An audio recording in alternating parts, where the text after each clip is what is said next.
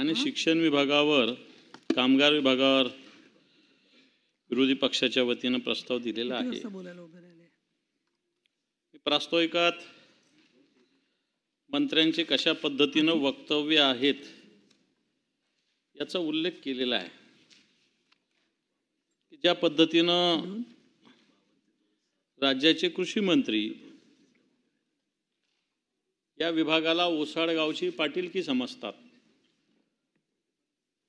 आता ओसाड गावची पाटीलकी याचा अर्थ ते गावच नाही आणि तिथले पाटील झालेला, पण राज्याचा कृषी विभाग हा एवढा मोठा विभाग आहे आणि राज्यातली जनता ग्रामीण भागातली कृषी व्यवसायावर आहे आणि तसे कोणी भले कोणत्याही शहरात राहत असले तरी बेसिक याची नाळ कृषी म्हणजे शेतीशी असतेच। असं असताना ग्रामीण भागातले मंत्री असून ज्या पद्धतीने त्यांनी वक्तव्य केलं, कारण शेतकरी असेल जनता असेल सातत्याने सरकारकडे तर गाऱ्हाणे मांडत असतात आणि असं असताना शेतकऱ्यांनी गाऱ्हाणे मांडल्यावर एवढं काही मंत्र्यांनी त्याच्यावर नाराज किंवा कोणत्या प्रकारचं वक्तव्य किंवा अपमानास्पद, ठीक आहे तुम्ही नका करू, काय हरकत नाही, एखादा विषय नाही होऊ शकत, परंतु ज्या पद्धतीने वक्तव्य केलं मागच्या काळात मी आत्ताच उल्लेख केला होता की जवळपास 77,300 हेक्टर जमिनीवर असलेले पिकं असतील, फळबागा असतील, भाजीपाला असेल, याचं नुकसान मागच्या मे आणि जून महिन्यात झालेलं आहे। आणि हे होत असताना ज्यावेळेस पंचनामे करा अशी मागणी केली तर कृषी मंत्री म्हणतात काय ढेकळाचे पंचनामे करायचे का? म्हणून मला असं वाटतं ढेकूळ आहे ना, सगळे ढेकळं नरम नसतात, सगळा ढेकळ काय फोडले तर लात मारली तर तुटत नसतात, एखाद्याला लात मारली ना तर त्याचा पाय तुटत असतो चांगला, प्रवीण भाऊ बरोबर का नाही, कडक असतो चांगला ढेकूळ एखादा।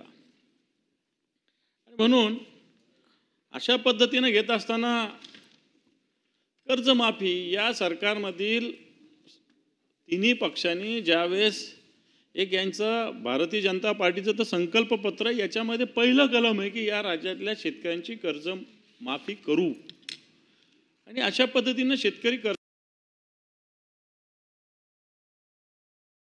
कर्जमाफीच्या विषयी आशादायी असताना जर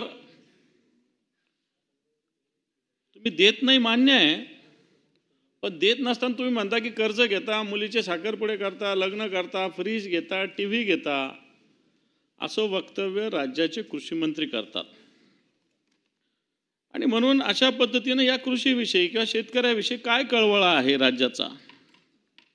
बऱ्याच जणांनी काही सदस्य म्हटले की जसं उद्धवजींचं सरकार असताना सगळा महाराष्ट्रच त्यांनी बंद करून ठेवला होता, पण मी आठवण करून देतो, उद्धवजी मुख्यमंत्री झाल्यानंतर त्यांनी शेतकऱ्यांच्या कर्जमुक्तीचं आश्वासन दिलं होतं आणि त्यांनी या राज्यातल्या 97% शेतकऱ्यांचे 2 लाखाचं कर्ज माफ केलं होतं। आणि शेतकरी हे विसरलेले नाही, एका थंबवर ह्या गोष्टी झाल्या होत्या। आणि मग असं मागणी शेतकऱ्यांनी केल्यानंतर ज्या पद्धतीनं कृषी मंत्र्यांनी वक्तव्य केलं, मला असं वाटतं हे चुकीचं वक्तव्य माननीय कृषी मंत्र्यांनी केले। म्हणून मला कृषी मंत्री समोर असते तर बोलायला मजा आली असते, आणखी पण काही हरकत नाही, अशी जे आलेले भावना पोहोचतील। हे सगळं होत असताना मी शेतकऱ्यांच्या कर्जाविषयी बोलत होतो। शेतकऱ्यांच्या कर्जाचा मुद्दा मांडत असताना प्रामुख्यानं शेतकऱ्यांचं पीक कर्ज, आताच्या घडीला तुम्ही बँकांचा अहवाल घेतला, मुख्यमंत्री उपमुख्यमंत्री दररोज सांगतात की कोणत्याही बँकांनी शेतकऱ्यांचं सिबिल बघू नये, सिबिल न बघता कर्ज माफ केलं, कर्ज दिलं पाहिजे। बरं या बँका कर्ज फार देतात अशातला काही भाग नाही, 1 लाख 1.5 लाख 2 लाख, परंतु शेतकऱ्यांचं सिबिल बघितल्याशिवाय कर्ज मंजूर होऊ शकत नाही। सरकारने मागच्या काळात जर प्रलोभन दिलं नसतं तर एखाद्या वेळेस शेतकऱ्यांनी कर्ज फेडण्याची भूमिका घेतली असती, पण तो मागच्या सरकारने दिलेला शब्द, उद्धवजींच्या सरकारने दिलेला शब्द खरा केला होता. आणि म्हणून या भाबड्या शेतकऱ्यांनी हेही सरकार अशा पद्धतीनं करेल अशा पद्धतीनं अपेक्षा ठेवल्या होत्या, परंतु या अपेक्षा काही पूर्ण होऊ शकलेल्या नाही आहे. असं असताना काय काय अडचणी येतात पीक कर्जात, मला असं वाटतं मी फार डिटेलमध्ये जात नाही, परंतु एखाद्या दुसऱ्या विषयाला सुद्धा कर्ज घेतलं असं तरी या बँका आडवाआडवी करतात. मी सांगतो एकच मुद्दा, हे पीक कर्ज घेत असताना शेतकरी मेटाकुटीला येतो, त्याला 2-2 महिने चक्रा माराव्या लागतात. बँका हेड ऑफिसला गेली, विभागीय कार्यालयात गेली, अशा पद्धतीनं उत्तरं देतात, परंतु शेतकऱ्यांचं कर्ज काही लवकर मंजूर होत नाही. आणि म्हणून कर्जासाठी शेतकरी चक्रा मारत असताना ज्या पद्धतीनं बँका त्यांना, या सगळ्या बँका शेतकऱ्यांशी मला असं वाटतं वागत असतात. आज पूर्ण आकडेवारी जर बघितली तर या देशातल्या जेवढे शेतकरी आहे सगळ्यात जास्त कर्ज या महाराष्ट्रातल्या शेतकऱ्यावर, आणि सगळ्यात जास्त थकीत कर्ज सुद्धा महाराष्ट्रातल्या शेतकऱ्यावर आहे. जवळपास 8.38 लाख कोटी रुपयांचं थकीत कर्ज या महाराष्ट्रावर आहे. बाकीच्या राज्याचं कर्ज एवढं नसेल, परंतु या राज्यामध्ये निश्चित शेतकरी ज्या पद्धतीनं काम करतो त्या पद्धतीनं जर केलं तर त्याला मला असं वाटतं कर्जाची आवश्यकता असतेच. परंतु सरकारने या सगळ्या ह्याच्यामध्ये ज्या पद्धतीनं शेतकऱ्यावरील कर्ज याविषयी भूमिका ठेवलेली आहे ही जर बघितली, माझ्याकडे लोकसभेतला आकडा आहे, केंद्र सरकारने बड्या उद्योगपतींचे 9,26,000 कोटी रुपये राईटअप केलेले. 9,26,000 कोटी. आता आपल्या राज्यातल्या शेतकऱ्यांचं कर्ज माफ करायचं असेल तर फक्त 25,000 कोटी रुपये लागणार आहे. परंतु याच्यात राज्याचे उपमुख्यमंत्री म्हणतात मार्चात हप्ते भरा, आणि एकीकडं कृषी मंत्री वेगळी भूमिका मांडतात. निवडणुकीच्या वेळेस या सगळ्या तिन्ही पक्षांनी, सभापती महोदय, वेगवेगळ्या पद्धतीनं भूमिका मांडलेल्या आहे, ज्या काही शेतकऱ्यांच्या कर्जमाफीच्या बाजूच्या नाही. सभापती महोदय सगळी जर आकडेवारी सातत्यानं बघत असले तर आज या कर्जाचं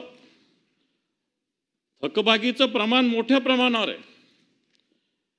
परंतु शेतकऱ्याला कर्ज तर द्यावं लागेल, कारण आपण ज्या पद्धतीनं आश्वासन दिलेलं आहे ती जर पद्धत बघितली तर शेतकऱ्यांना कर्जाची खरोखर आवश्यकता आहे.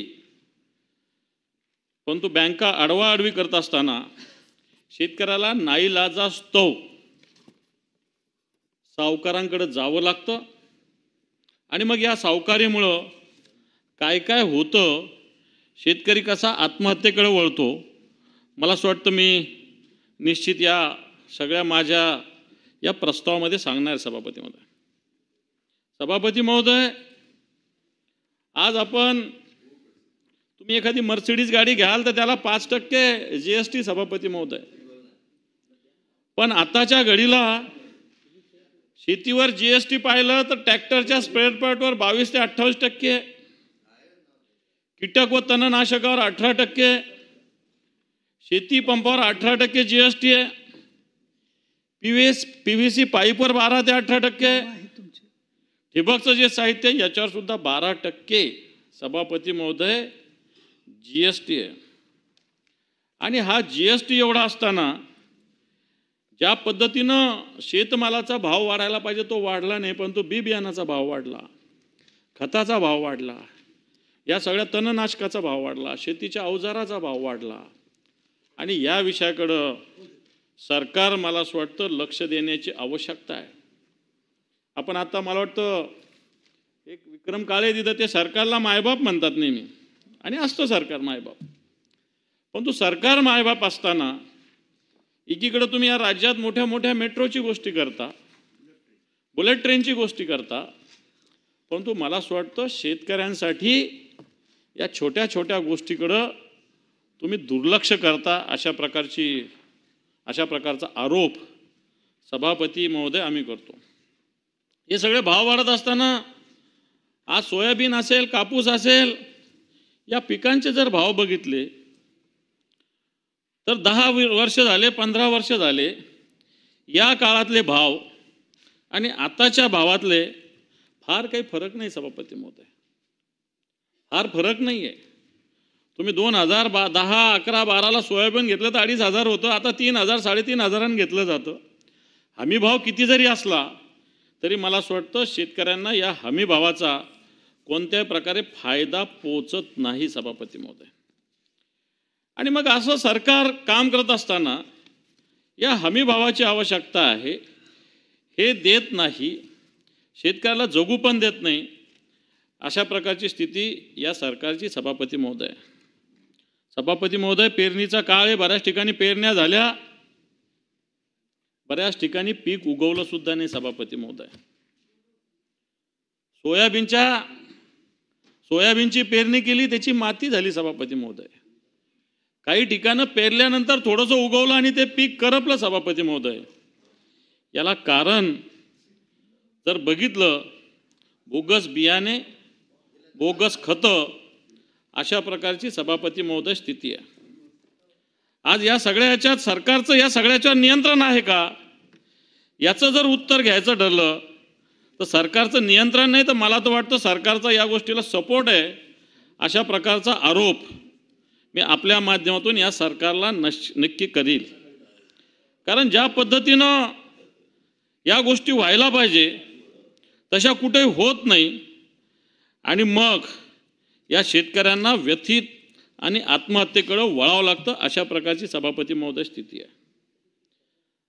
आज या राज्यामध्ये ज्या पद्धतीनं निकृष्ट बियाणे असतील, बनावट बियाणे असतील, याच्यावर कोणाचं नियंत्रण नाही सभापती महोदय. आज या सगळ्या बियाणं होत असताना गुजरातमधून मोठ्या प्रमाणावर बोगस बियाणे या महाराष्ट्रात येत असताना मागच्या काळामध्ये आपल्या सरकारने कृषी कायदा करण्याचा निर्णय घेतला होता, परंतु हा कृषी कायदा अजूनही का होत नाही, अशा प्रकारची स्थिती आहे. मग या सगळ्या ह्याच्यामध्ये खऱ्या अर्थानं चोर सोडून संन्याशाला पकडलं जातं. छोटा दुकानदार एखादा ग्रामीण भागातला, त्याच्यावर कारवाई केली जाते. खरं तर मूळ याचे कारखाने शोधले पाहिजे सभापती महोदय. या कारखान्यावर कारवाई झाली पाहिजे. विक्रेत्यांचा सुद्धा याच्यात दोष नाही. आता एखाद्या कृषी अधिकाऱ्याला विचारतो की त्यांनी 10 दुकानावर कारवाई केली, 15 दुकानावर कारवाई, काही होणार नाही. त्यांनी प्रश्न मिटणार नाही. बेसिक जिथं इथं याचं उत्पादन होतं त्या ठिकाणपर्यंत हे सरकार पोहोचत नाही. आणि म्हणून या अशा काही कंपन्यांशीच सरकारचे लागे बांधे काय. कारण मी मागच्या काळात आपण होता BSc मध्ये या सगळे कायदे यावे अशा प्रकारची भूमिका ठेवलेली आहे. सरकारने आश्वासन दिलेलं आहे त्या दिवशी मला मुख्यमंत्र्यांनी की अधिवेशनात हे कृषी कायदे आणू म्हणून. सभापती महोदय, अशा पद्धतीनं बोगस बियाणं, बोगस खते, अनेक उदाहरणं देतील सभापती महोदय. अनेक उदाहरणं माझ्याकडे आहेत की कशा पद्धतीनं हे बोगस बियाणं या राज्यामध्ये विकलं जातं. याचे अनेक उदाहरणं माझ्याकडे सभापती महोदय. मग विदर्भातलं असेल, मराठवाड्यातलं असेल, ठिकठिकाणी ज्या पद्धतीनं बोगस बियाणं विकले जातात याचा सरकारने दखल घेण्याची आवश्यकता आहे. बोगस बियाणे असताना युरियाची टंचाई निर्माण होते सभापती महोदय. युरियाचा खऱ्या अर्थानं जर कोटा असेल तर महाराष्ट्राला भरपूर दिलेला आहे, सगळ्या जिल्ह्यालाही चांगल्या पद्धतीनं दिलेला आहे. परंतु ठिकठिकाणी जर बघितलं तर हा युरिया उपलब्ध होत नाही आणि जिथं उपलब्ध होतो सभापती महोदय तो महाग पद्धतीनं होतो. माझ्याकडे कच्ची पावती, मान्य कृषी मंत्री महोदय,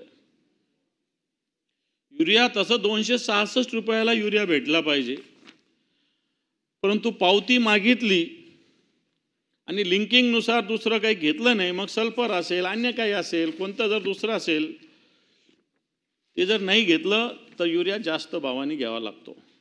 हे माझ्याकडे कच्ची पावती आहे, मी मंत्री महोदयांना, सभापती महोदयांच्या मार्फत देतो. की याच्यामध्ये वेगवेगळ्या पद्धतीनं दुसरे जर काही, ज्याला आपल्याकडे ग्रामीण भागात आम्ही पिल्लू म्हणतो, पिल्लू म्हणतात त्याला, याच्यावर बरोबर आहे का नाही, पिल्लू घ्यावं लागतं या युरियाबरोबर तरच ते मिळतं. परंतु आपण आता मी तर म्हणेल हा युरिया गेला कुठं, हा युरिया गेला कुठं, हा युरिया तर कुठं जायची गरज नाही आहे. परंतु जी माहिती घेतली त्याच्यातून असं लक्षात आलं की वेगवेगळ्या पद्धतीनं कॅटल जे वेगवेगळ्या पद्धतीनं पशुखाद्य मिळवलं जातं. त्याच्यानंतर मला तर असंही कळालं की हे सगळं पेंटिंगवाले पेंट्सच्या शॉपमध्ये सुद्धा जातं. आणि सांगायला काही हरकत नाही, बऱ्याच जणांनी जे आपण पनीर बनवतो ना, या पनीरमध्ये सुद्धा युरिया वापरला सभापती महोदय. खरं तर फूड अँड ड्रगने हे शोधलं पाहिजे. हां, दुधात तर टाकतात, पण पेंट आहे ना भाऊ, नाथा भाऊ, जो पेंट आहे ना आपण भिंतीला देतो त्याच्यामध्ये युरिया मिळवतात. तो घट्ट दिसतोय बघा, तो त्याला कारण त्याच्यात युरिया मिळवतात. आणि म्हणून हा युरियाचा कारण शेतकऱ्यांना जो युरिया मिळतो याला सबसिडी आहे, आणि बाकी हे वापरतात याला सबसिडी नाही आहे. शेतकऱ्यांना जो मिळतो जवळपास 6 रुपये 7 रुपये किलोने जातो, तो इंडस्ट्रीला मिळतो तो 40 रुपये किलो आहे. आणि म्हणून अशी जी जरा याच्यात लक्ष ठेवा, हा अतिशय महत्त्वाचा विषय आहे की अशा पद्धतीनं या युरिया अशा पद्धतीनं विकल्या बाहेर जातो का. आज अनेक कंपन्या आपल्याकडे येत आहेत. कंपन्या येत असताना नकली कंपन्या इथे येत आहेत, नकली बियाणं इथं विकले जातात. आणि म्हणून हे अप्रमाणित बियाणं, अप्रमाणित खतं या सगळ्या याच्यात विकल्यामुळं मला असं वाटतं बोगस खतामुळे जमिनीचा दर्जासुद्धा कमी होतो, जमीनसुद्धा खराब होते, आणि येणाऱ्या काळात या जमिनीच्या उत्पादन क्षमतेवर सुद्धा मोठा इफेक्ट होतो. आणि म्हणून मला असं वाटतं या सगळ्या विषयात सरकार का लक्ष देत नाही, हा माझा सरकारला प्रश्न आहे. कारण अशा पद्धतीनं बोगस खत असेल, बी बियाणं असेल, हे जर ठिकठिकाणी विकलं जात असेल तर सरकारने याच्याकडे लक्ष देण्याची आवश्यकता आहे. परंतु सरकार या विषयामध्ये कुठेही लक्ष देत नाही. अशा प्रकारची सभापती महोदय स्थिती आहे. आज याला ठिकठिकाणी कुठे जर बघितलं, आपण जर तुम्ही साध्या शॉपवाल्याला जरी विचारलं साध्या ग्रामीण भागातल्या, तर त्याला सुद्धा खत युरिया असेल महाग मिळतं, आणि म्हणून तो विकतो महाग. आपण त्याला पकडतो, त्याच्यावर कारवाई करतो. परंतु जे मोठे मोठे याच्यातले, आता डाकू शब्द वापरावा लागेल, त्यांना आपण कोणत्याही प्रकारे बघत नाही. अशा प्रकारची स्थिती आहे. आणि म्हणून अनेक नामांकित कंपनीचे DAP प्रत्यक्षात वेगवेगळ्या पद्धतीनं बनावट निघालेले आहे. खतात फॉस्फरस कमी आहे, झिंक जास्त आहे, आणि त्यामुळं पिकाचा मी आत्ता सांगितलं की दर्जा कमी होतोय सभापती महोदय. आणि हे सगळं होत असताना या कंपन्या मनमानी करतात. या कंपन्या स्पष्ट सांगतात की आमचं हे प्रॉडक्ट घेतलं तरच आम्ही हे देऊ, अशा पद्धतीनं स्पष्ट सांगतात. हां, हे जर घेतलं नाही तर आम्ही हे देणार नाही, अशा पद्धतीनं स्पष्ट सांगतात. आज अनेक केंद्र सरकार मोठ्या प्रमाणावर सांगतंय की आपल्या गावच्या क्रेडिट सोसायट्या, सहकारी संस्था या मजबूत करणार. पण माननीय कृषी मंत्री महोदय, किती सोसायट्यांकडं हे खत गेलं जरा तपासा. किती कंपन्या, किती आपल्या ज्या गावातल्या विविध कार्यकारी सहकारी संस्था याच्याकडे तपासा. यांना देतच नाही, कारण या सोसायट्या 1 रुपया सुद्धा जास्त देऊ शकत नाही, बाकी विक्रेते देतात. आणि म्हणून परिणामी या सोसायट्यांना कुठल्याही प्रकारे मला असं वाटतं फायदा याचा झाला नाही. कारण ग्रामीण भागातल्या सोसायट्या निष्क्रिय होण्याचे अशा प्रकारे कारण, एक काळ सोसायटीचा चेअरमन म्हणजे गावातला मोठा माणूस होता, पण आता तो नामधारी तो चेअरमन राहिलेला आहे. नामधारी चेअरमन राहिला गावातल्या सोसायटीचा चेअरमन. नाही तर एक काळ गावातल्या सहकारी सोसायटीचा चेअरमन, त्याच्यासाठी स्पर्धा असायची, त्याच्या हातात बी बियाणे असायचे, त्याच्या हातात खत असायचं, त्याच्या हातून 2 पैसे गावामध्ये वाटले जायचे. परंतु आताच्या घडीला सरकार मोठ्या घोषणा करते. तुमच्या परिषदा झाल्या मागच्या काळात, देशाचे सहकार मंत्री आले होते, परंतु राज्यातल्या सहकारी संस्थांची अशा पद्धतीनं गळचेपी आत्ताच्या घडीला चालू आहे. हे सगळं होत असताना शासनाला माहिती नाही का? तर माहिती आहे. शासनाला हे माहिती आहे. शासनाने याच्यात वेगवेगळ्या पद्धतीनं प्रचार केला पाहिजे, प्रसार केला पाहिजे की जैविक शेती असेल, सेंद्रिय शेती असेल, सेंद्रिय खत असतील, याचा प्रचार प्रसार केला पाहिजे. परंतु सरकार या सगळ्या गोष्टीकडं मला असं वाटतं पूर्णपणे दुर्लक्ष करतं.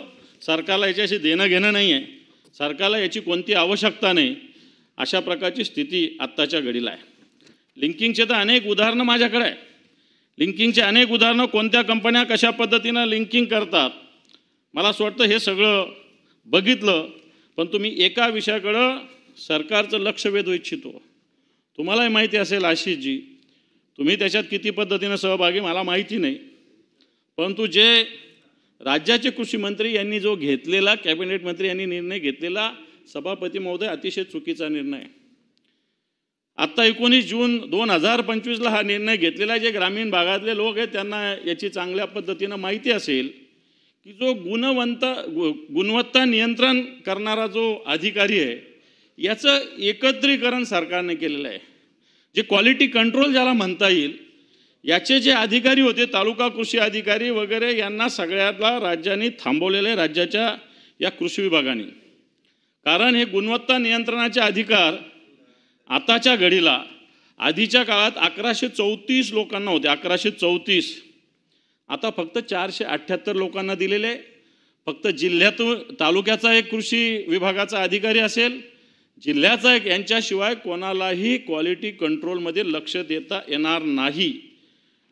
मी एक संख्या सांगतो की 2010ला या राज्यामध्ये विक्रेते होते 35,285, उत्पादक संख्या होती 852. आता विक्रेत्यांची संख्या आहे 48,909 आणि उत्पादक संख्या आहे 1987. आणि हे क्वालिटी कंट्रोलचे अधिकारी 35,000 संख्या असताना 1134 होते. आता 49,000 संख्या झालेली असताना 478 झाले. सभापती महोदय, याच्यात भ्रष्टाचार आहे. सभापती महोदय, याच्यात भ्रष्टाचार आहे. नाथो बरोबर सांगतो मी की याच्यात भ्रष्टाचार आहे. क्वालिटी कंट्रोल हा अतिशय महत्त्वाचा विषय आहे, परंतु यांनी तालुका कृषी अधिकाऱ्याला हे अधिकार ठेवले नाही, जिल्हा कृषी अधिकाऱ्याला यांनी ठेवलेले नाही.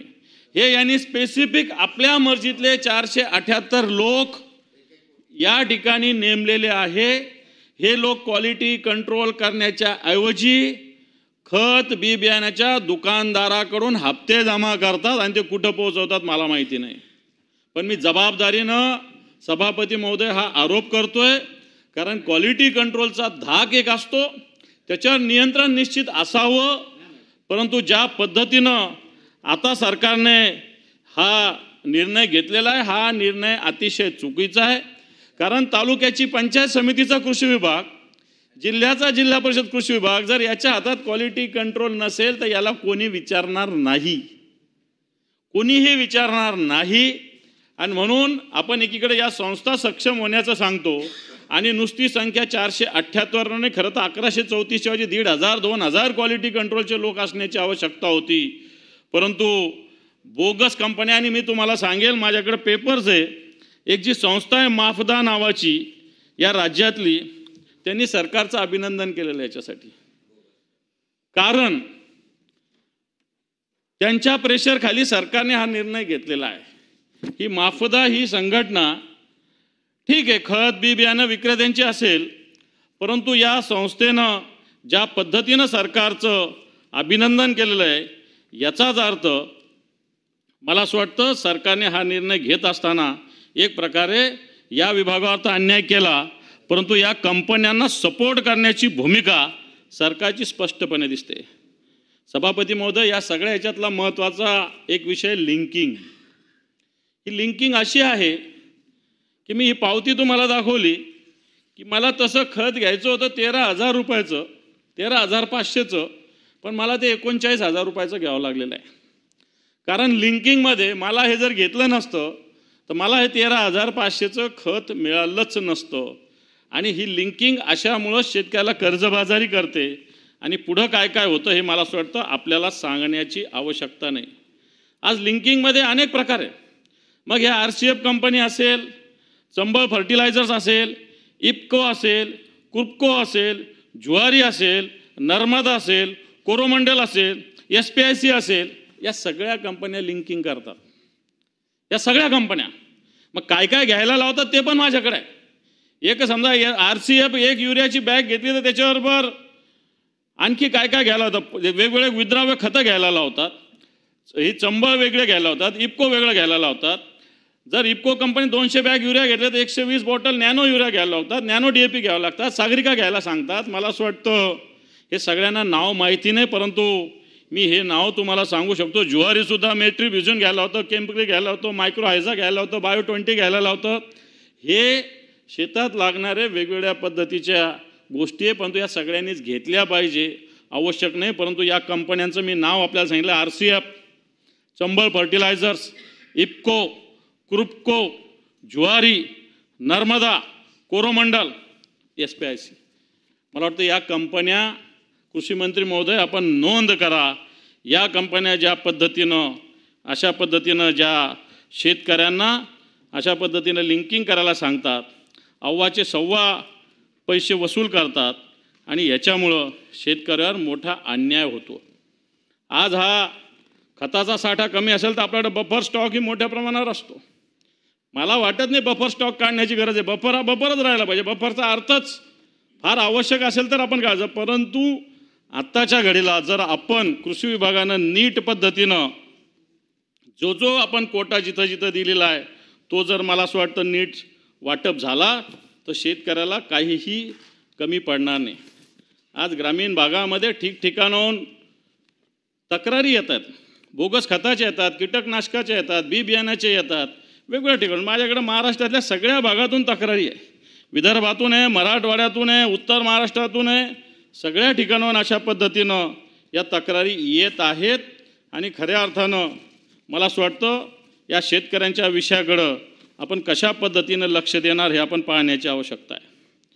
सभापती महोदय, सरकार या गोष्टी शेतकऱ्याविषयी मोठ्या गोष्टी बोलतात, मोठ्या मोठ्या जाहिराती येतात, शेतकऱ्यांविषयी येतात, परंतु याच सरकारने केलेल्या आणि या सरकारबरोबरच केंद्रातल्या सरकारने केलेल्या स्वामीनाथन आयोगाच्या घोषणांचा विसर आपण सभापती महोदय पडलेला आहे.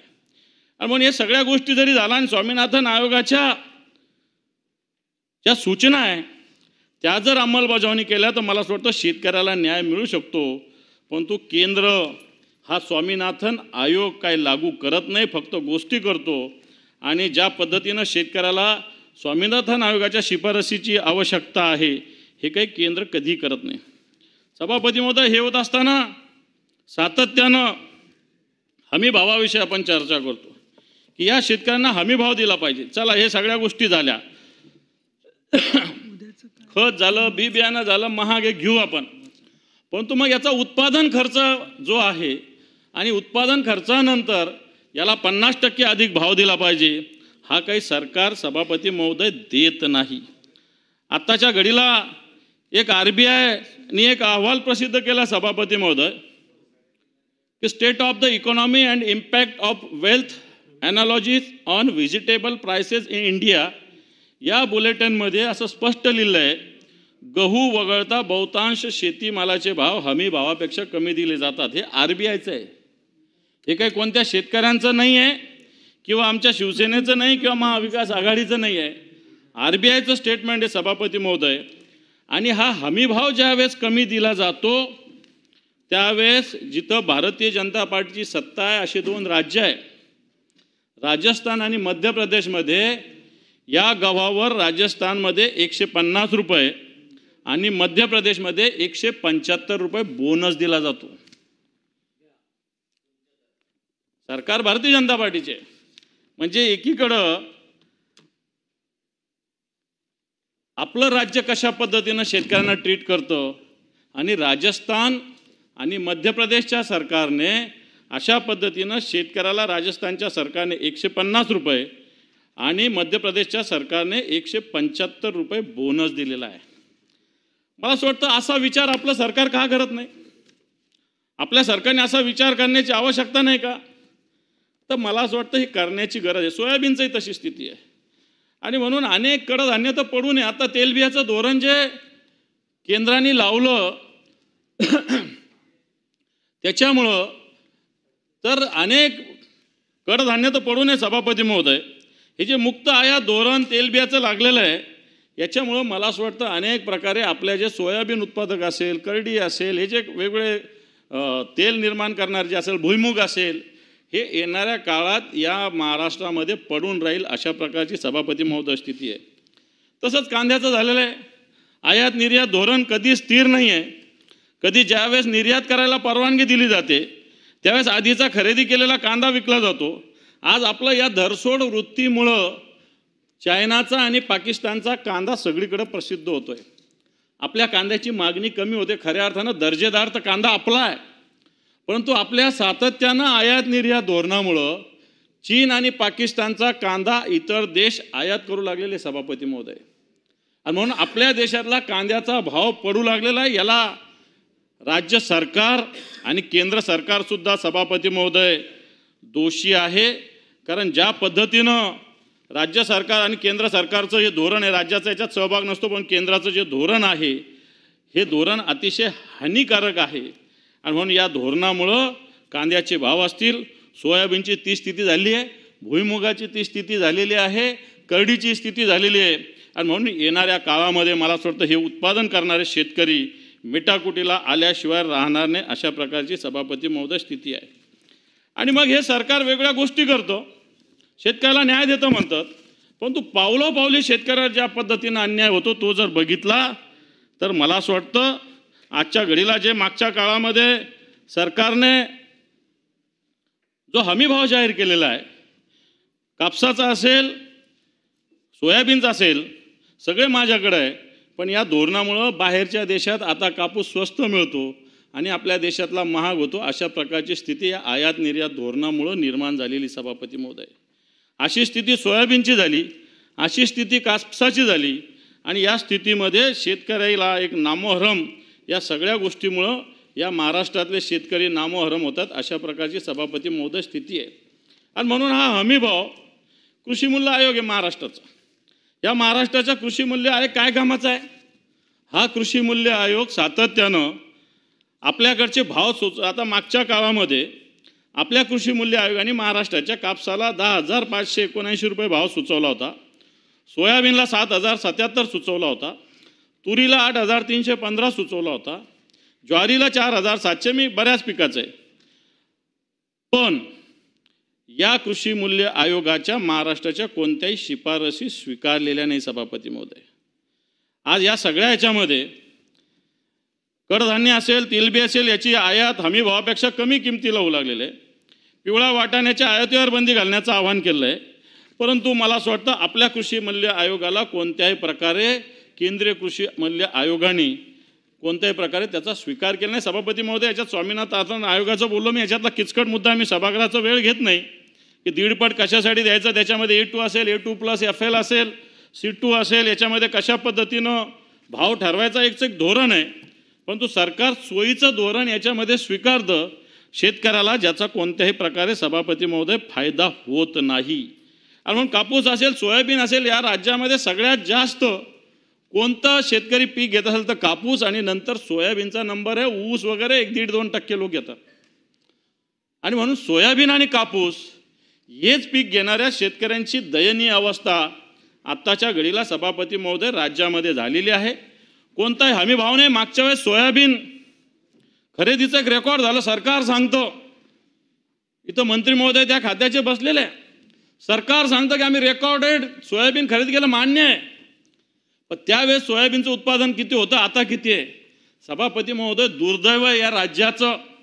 गोडाऊन नसल्यामुळं, बारदाना नसल्यामुळं 1-1 महिना आपल्या राज्यामध्ये सोयाबीनची खरेदी थांबली होती. गोडाऊन नाही आणि बारदाना नाही. एवढं मोठं राज्य, आपण मोठ्या गोष्टी करतो. सगळे लोक, मी सुरुवातीलाच म्हणलो की असं देवाभाऊनी केलं, असं दादानी केलं, असं शिंदेनी केलं, पण साधा बारदाना सभापती महोदय मागच्या काळामध्ये नव्हता, गोडाऊन नव्हते. आणि या राज्याच्या मोठ्या मोठ्या गोष्टी, मोठ्या मोठ्या भूलथापा या जनतेला दिल्या जातात सभापती महोदय. आणि म्हणून राज्य ज्या पद्धतीनं शेतकऱ्यांशी वागतंय ते अतिशय सभापती महोदय दुर्दैवी आहे.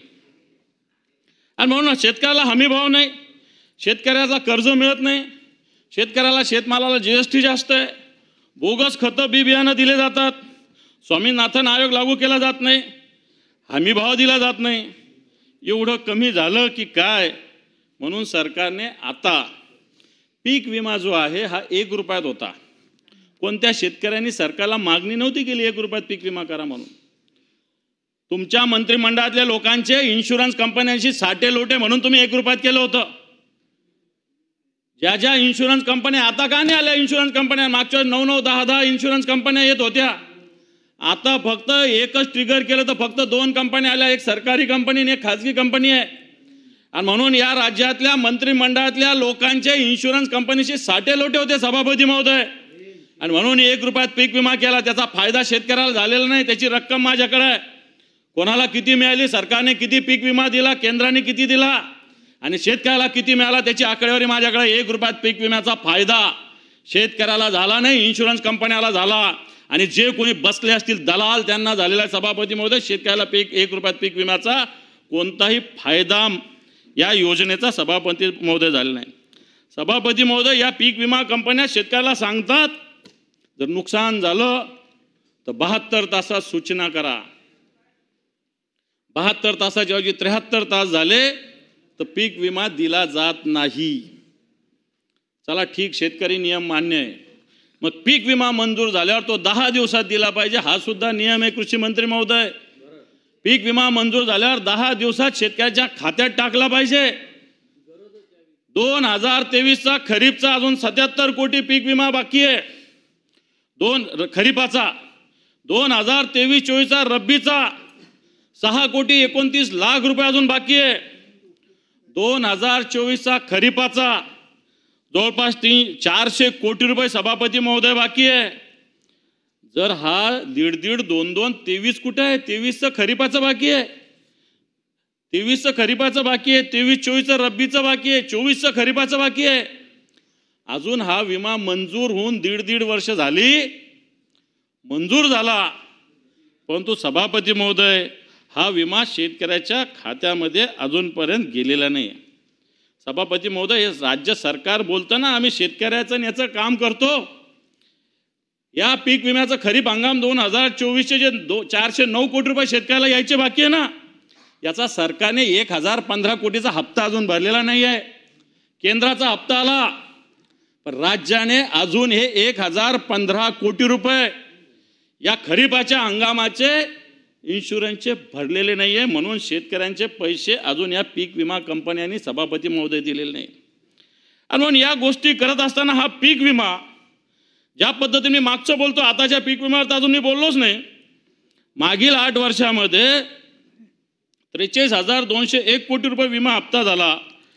त्यातला शेतकऱ्याला फक्त 32,065 कोटी रुपये विमा मिळालेला आहे सभापती महोदय. या कंपन्यांनी जवळपास 10,600 कोटीचा फायदा या पीक विमा कंपन्यांनी उचललेला आहे. आणि मग अशा पद्धतीने या पीक विमा कंपन्या या कोणासाठी काम करतात? शेतकऱ्यांच्या हितासाठी काम करतात की शेतकऱ्याला देशोधडीला लावण्यासाठी काम करतात? अशा प्रकारचा प्रश्न मी या सरकारला विचारतो. आणि म्हणून जी रक्कम पीक विम्याची 23ची खरीपाची, 24ची खरीपाची, 23-24ची रब्बीची, ही मला असं वाटतं लवकरात लवकर दिली पाहिजे. कारण शेतकरी या रकमेची वाट बघतात. आणि म्हणून अशा पद्धतीनं हा पीक विमा ज्या पद्धतीनं केंद्राने लागू केलेला आहे, पंतप्रधान पीक योजना, पीक विमा योजना, त्याचा नीट फायदा शेतकऱ्यांपर्यंत जाण्याची आवश्यकता आहे. सभापती महोदय, राज्याने या पीक विमा योजनेमध्ये बदल केलेला. आता खरं तर राज्याचं याच्यात काही जात नाही आहे. खरं पाहायला गेलं तर केंद्र पैसा देतं, राज्यालाही तेवढाच पैसा भरायचा आहे. पण यांनी 4 ट्रिगरच्या ऐवजी 1 ट्रिगर का केलं हा माझा प्रश्न आहे. राजे, 4 ट्रिगरच्या ऐवजी 1 ट्रिगर का केला हा माझा प्रश्न आहे. रक्कम तर तेवढीच द्यावी लागणार राज्यालाही, केंद्रालाही तेवढीच रक्कम द्यावी लागणार आहे. शेतकऱ्याची तेवढीच रक्कम आहे. काही पिकाला 1.5%, काही पिकाला 2%, काही पिकाला 5%. शेतकरी भरणार, राज्य देणार, केंद्र देणार. पण हे 4 ट्रिगरने आधी पैसे शेतकऱ्यांना मिळू शकत होते, विमा मिळत होता. परंतु आता फक्त सरकारने एकच ट्रिगर केलं आहे सभापती महोदय. आधीचे जे मला असं वाटतं त्याच्यावर चर्चा सभागृहात केलेली आहे. शेतकऱ्यांची पेरणी न होणे त्याच्यासाठी होता विमा, स्थानिक नैसर्गिक आपत्तीला होता, हंगामातील प्रतिकूल परिस्थितीला होता, काढणी पश्चात नुकसान झालं तर त्यालासुद्धा विमा मिळत होता. आता सभापती महोदय फक्त पीक विमा पीक कापणी प्रयोगाच्या म्हणजे उंबरठा उत्पादन आहे त्यालाच पीक विमा मिळणार आहे. मला याच्यात हे कळत नाही की याच्यात पीक विम्याची रक्कम राज्य सरकारला तेवढीच भरायची आहे, केंद्र सरकारला तेवढीच भरायची आहे, शेतकरी त्यांचा वाटा भरणार आहे. असं असताना 4 ट्रिगरच्या ऐवजी 1 ट्रिगर का केलं हा प्रश्न आहे. कारण मला असं वाटतं विमा कंपन्यांना जास्त त्रास होऊ नये, शेतकऱ्यांना त्रास झाला तरी चालेल अशा प्रकारची मानसिकता सरकारची आहे का असा प्रश्न मी आपल्या मार्फत या सरकारला सभापती महोदय करतोय. आणि म्हणून खऱ्या अर्थानं हा पीक विम्याच्या योजनेमध्ये सरकारने का बदल केला हे कोड आहे. कारण 4 ट्रिगरनी कोणत्याही यांनी नुकसान झालं तर पीक विमा कंपनी पैसे देणार होती, राज्याचा वाटा तेवढा केंद्राचा वाटा तेवढा असताना या 4 ट्रिगरच्या ऐवजी एकच ट्रिगर आणलं. मला असं वाटतं हे शेतकऱ्याच्या फायद्याचं नाही आहे. आता पेरण्या बऱ्याच ठिकाणी झाला, पावसाने दडी मारली. सभापती महोदय जर 21 दिवसाचं अंतर या पावसात असलं तर पीक विमा मिळू शकला असता पिकाचं नुकसान झाल्यावर. सभापती महोदय कधी कधी नैसर्गिक आपत्ती वेगवेगळ्या भागात वेगवेगळी येऊ शकते, कोणत्याही जिल्ह्यात येऊ शकते, सगळ्या महाराष्ट्रात सारखी नसेल ती, विदर्भात येऊ शकते वेगळी, मराठवाड्यात वेगळी येऊ शकते, परभणीला वेगळी येऊ शकते, अमरावतीला वेगळी येऊ शकते, जळगावला वेगळी येऊ शकते. नैसर्गिक आपत्ती जिथली तिथली स्वतंत्र असते, सगळ्या महाराष्ट्रात काही सारखी नसते. काढणी पश्चात सुद्धा कधी कधी नुकसान होतं सभापती महोदय, पीक काढून ठेवलं जातं आणि अशा वेळेस एखाद्या वेळेस गारपीट झाली, पाऊस झाला, पीक भिजतं, नुकसान होतं, गोडाऊन नसतात, त्याच्यामुळं सुद्धा नुकसान होतं. परंतु हे सगळे ट्रिगर राज्य सरकारने का काढले हा माझा प्रश्न आहे. मला असं वाटतं सरकार अशा पद्धतीनं शेतकऱ्याला या सगळ्या विषयात का त्रास देतंय, शेतकऱ्याचे अधिकार का ओढतंय हा एक प्रश्न आहे. सभापती महोदय, सरकार मोठ्या मोठ्या घोषणा करते की नैसर्गिक आपत्तीमध्ये आम्ही ही मदत करतो, ती मदत करतो.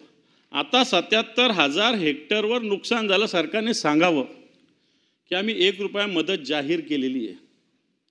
सभापती महोदय 1 रुपयासुद्धा मदत जाहीर केलेली नाही.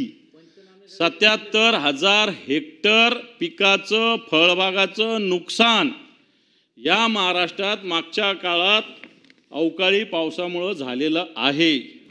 सरकारने कुठंही 1 रुपयासुद्धा या सगळ्या विषयामध्ये जाहीर केलेलं नाही सभापती महोदय. आणि म्हणून या सगळ्या गोष्टीत जर आपण बघितलं, सरकार मोठ्या गोष्टी मागे NDRFचा निकष आणि SDRFचे निकष आहे, या सरकारने निकष बदलले. मागच्या काळात मोठ्या प्रमाणावर सांगितलं होतं की आम्ही जे 2 हेक्टरची मर्यादा आहे नुकसान भरपाईची आम्ही 3 हेक्टर करणार आहोत. सरकारने पुन्हा 2 हेक्टर केली. त्याच्यानंतर ज्या पद्धतीनं नुकसान भरपाई दिली जाणार होती NDRFच्या निकषापेक्षा 1.5 पट करू, सरकारने पुन्हा ज्या त्या ठिकाणावर आणलेली आहे. याचं जर गणित मांडायला गेलं सभापती महोदय तर ज्या पद्धतीनं कोरडवाहू जमीन असेल, जिरायती जमीन असेल, बागायती असेल, बहुवर्ष पिकाची वेगळे आहेत. जिरायत पिकाला आधी सरकार 8,500 रुपये प्रति हेक्टर देऊ शकत होतं.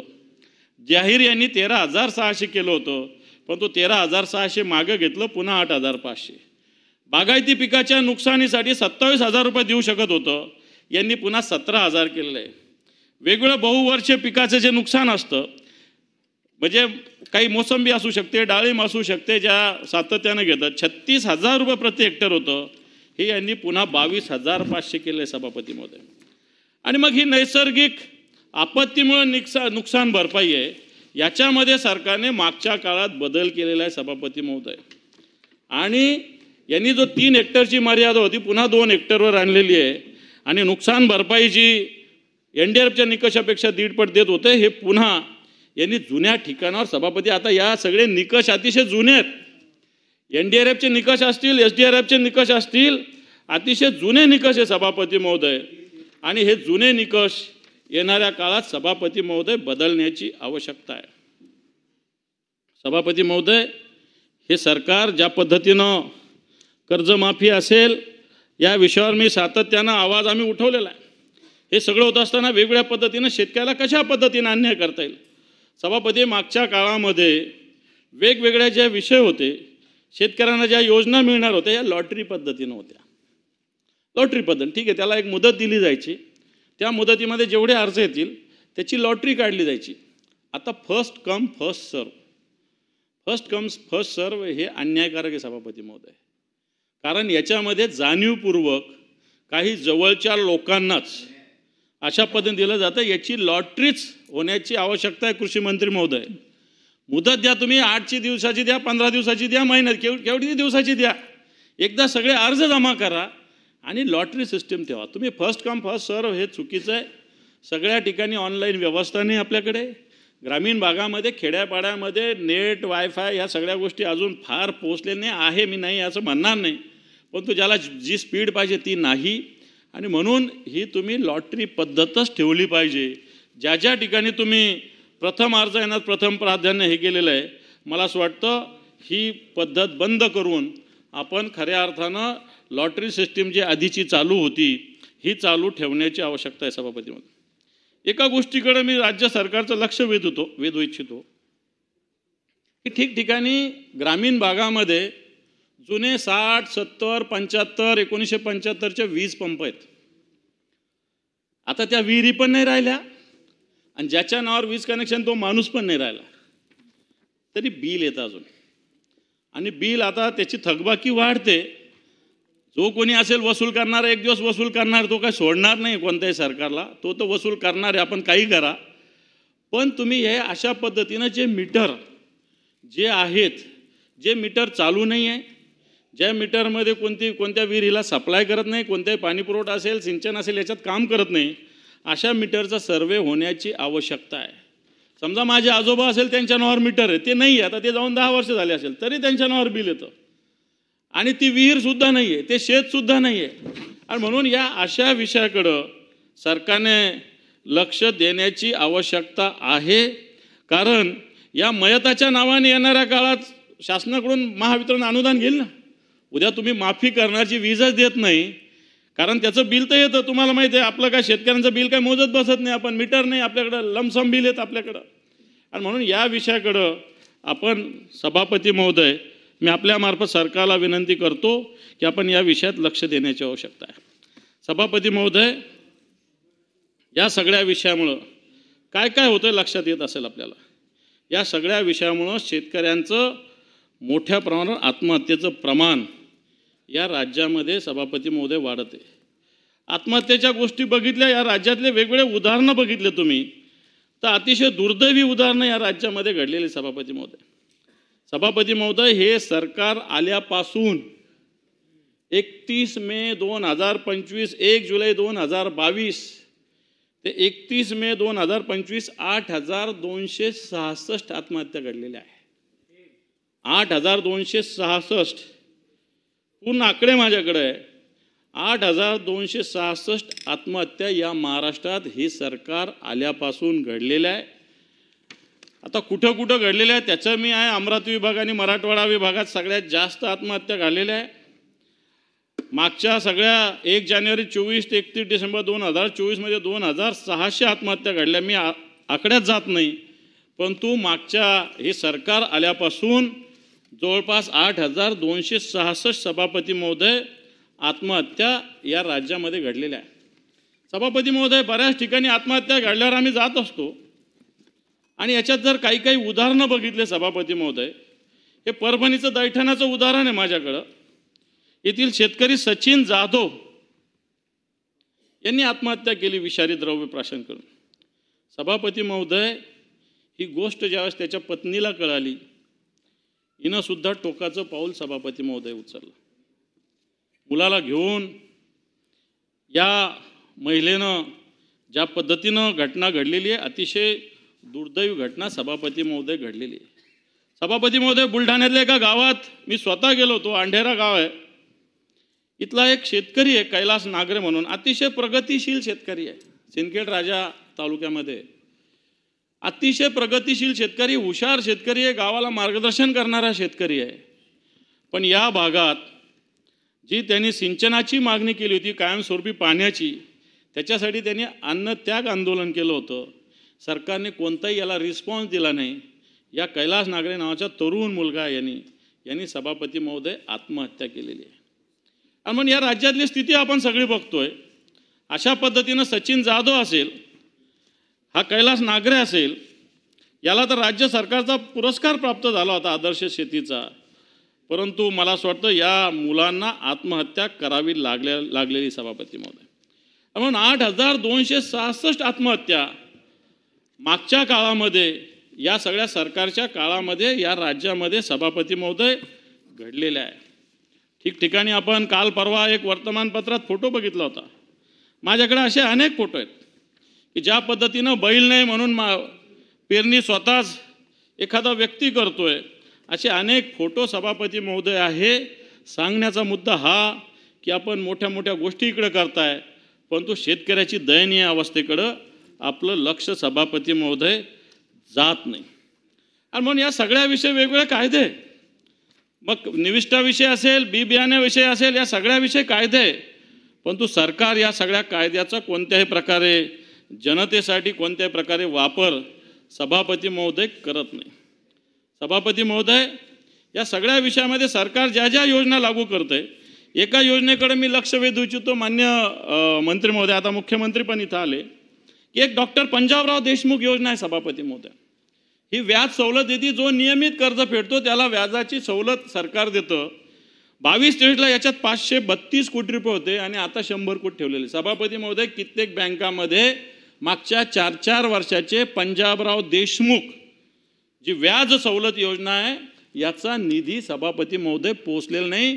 पंजाबराव देशमुख योजना ही खऱ्या अर्थानं ज्या ज्या शेतकरी कर्जफेड नियमित करतात यांच्यासाठी ही योजना होती, परंतु ही योजना आत्ताच्या घडीला बंद होती का काय, अशा प्रकारची सभापती महोदय स्थिती आहे.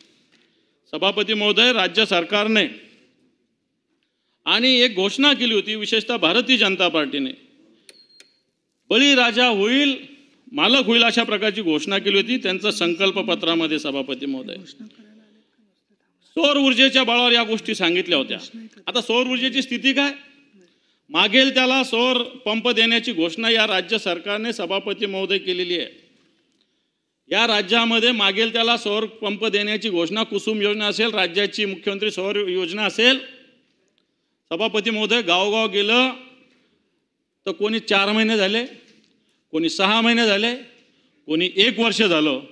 या सगळ्या सौर ऊर्जेसाठी कोणी 3 HPचेला 22,000, 5 HPचेला 33,000, 7 HPचेला 42,000 अशा पद्धतीनं रक्कम सभापती महोदय भरावी लागते. आजच्या घडीला 3,31,000 अर्ज या राज्य सरकारकडे. 3,31,000, 3,31,000 अर्ज आहे.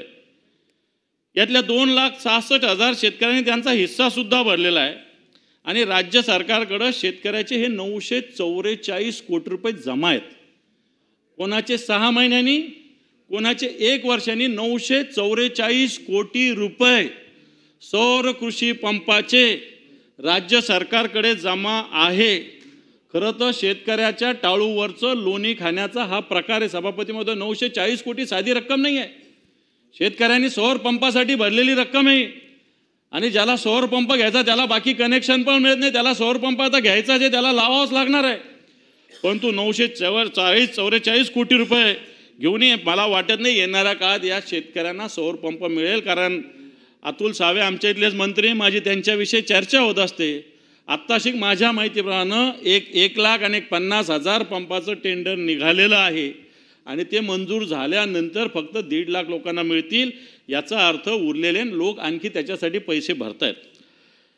मला सांगायचा मुद्दा हा की अशा पद्धतीनं एवढा पैसा राज्य सरकारकडं जमा असताना या शेतकऱ्याला पंप का मिळत? हे मान्य मला की 10% रक्कम फक्त भरावी, हे 10% बाकी सबसिडी आहे.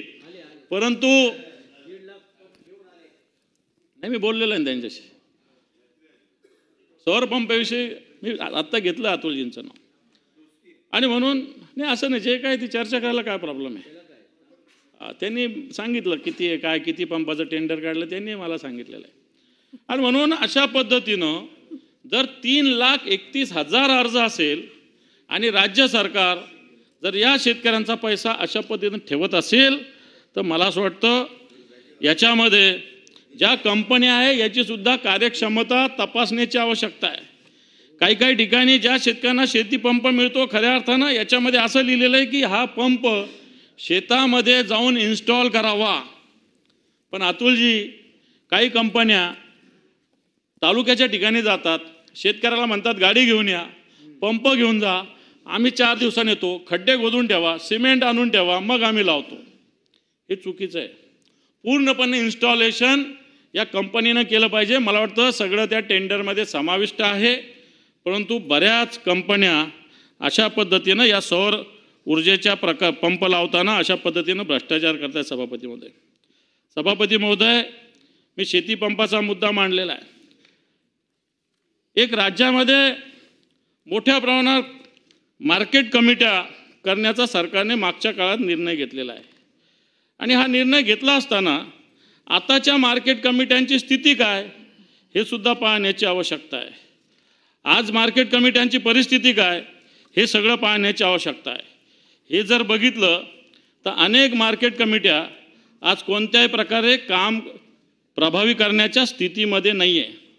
आज ज्या 305 बाजार समित्या आहेत त्यातल्या 100 तोट्यात आहे. 70 ते 80ची अवस्था बरी आहे. 41 मार्केट कमिट्या बंद करण्याची स्थिती आलेली आहे.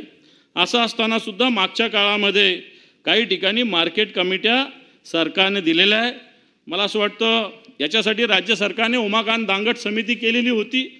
या मार्केट कमिटीच्या स्थितीच्या विषयी तिचा अहवाल सरकारने, बाकीचे अहवाल आपण सगळे वाचतो, हा अहवालसुद्धा सरकारने वाचण्याची आवश्यकता असं मला वाटतं.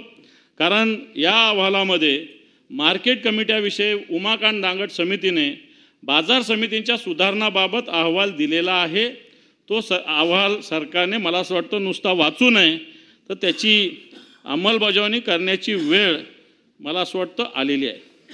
आणि म्हणून हे सगळे विषय मी शेतकऱ्यांचे मांडत असताना आम्ही स्पेसिफिक फार भाराभर विषय न घेता स्पेसिफिक महत्त्वाचे विषय या सगळ्या विरोधी पक्षाच्या प्रस्तावामध्ये घेतलेले आहेत.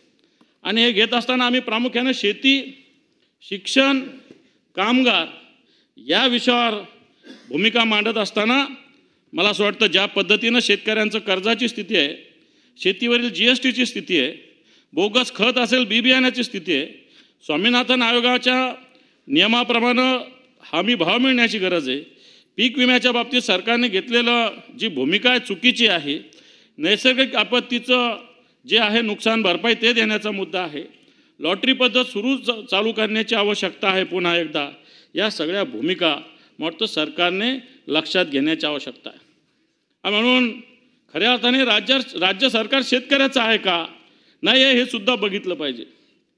सभागृहात आज कोणीतरी हिंदी मराठी भाषेविषयी बोललं. मला असं वाटतं हा 16 ऑक्टोबर 2020चा सरकारी आदेश आहे. नवीन राष्ट्रीय शैक्षणिक धोरणाच्या विषयी अभ्यास करण्यासाठी कार्यबल गट म्हणजे टास्क फोर्स गठीत केलेला होता. मराठी किंवा हिंदी भाषेसाठी नाही. त्याच्यातली समिती, त्यातलं सर्क्युलर परिणय फुके नाही इथे. मला वाटतं हा जो गट होता टास्क फोर्स हा नवीन राष्ट्रीय शैक्षणिक धोरणाचा अभ्यास करण्यासाठी होता. माशेलकर समितीची होती. तिच्याविषयी जे जोरजोरात वेगवेगळ्या पद्धतीनं बोललं जातं. आणि म्हणून मला वाटतं हे सगळं होत असताना, कृषी विषय होत असताना शिक्षणावर मी जास्त बोलणार नाही. परंतु जी राज्यामध्ये विद्यार्थ्यांची स्थिती आहे, शाळेची स्थिती आहे, कालचं एक उदाहरण मी आपल्यासमोर देऊ इच्छितो की सावरगाव तालुका तुळजापूर इथे एक शाळा आहे, अतिशय चांगली शाळा आहे. 960 पटसंख्या आहे त्या शाळेची. त्या शाळेत बसायला वर्ग खोल्या आहेत पण बसण्यासाठी बेंच नाही.